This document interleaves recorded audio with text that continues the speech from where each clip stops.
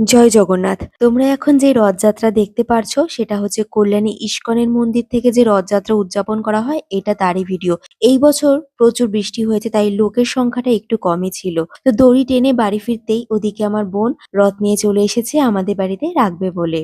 আর তোমরা যে এত সুন্দর ফুলের কারুকার্য দেখছো পুরোটাই আমার মা করেছে। এরপরে আমার শাশুড়ি মা বরণ করে রথটাকে ঘরে তুললো। এই একটা সপ্তাহ ধরে জগন্নাথ ঠাকুর আমার শাশুড়ি মায়ের আদর খাবে।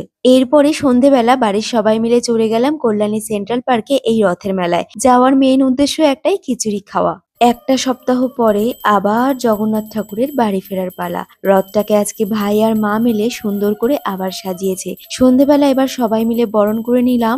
এবারে এই রথ নিয়ে বেরোনো হবে। আর সবাইকে দেওয়ার জন্য বানানো হয়েছে নারকেল নাড়ু। এবারে তোমরা সবাই আমার সাথে বলো তো, জয় জগন্নাথ।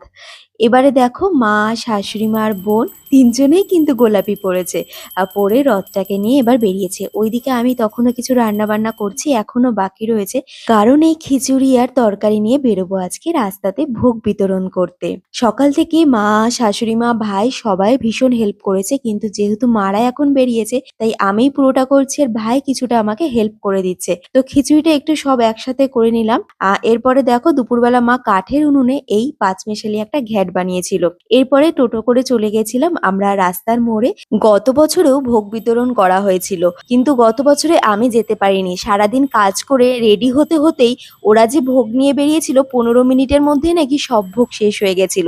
আর দেখো এইবারে আমি পুরোটা নিজে হাতে সার্ভ করছিলাম সবাইকে। খুব ভালো লাগছিল জানো তো। একে ছিল শনিবার আর তার মধ্যে সারাদিন যেহেতু অনেকটা বৃষ্টি হয়েছে, রাস্তায় বেশ কাদাই জমেছিল তাই লোক একটু কমই ছিল। তাও সব প্রসাদ আমার বিতরণ করতে করতে আধ ঘন্টা লেগে গেছিল। তাহলে আমার এই ছোট্ট ভিডিওটা তোমাদের কেমন লাগলো অবশ্যই জানিও। আর ভিডিও শেষে আবার বলি, জয় জগন্নাথ। তোমরা সবাই ভালো থেকো, সুস্থ থেকো।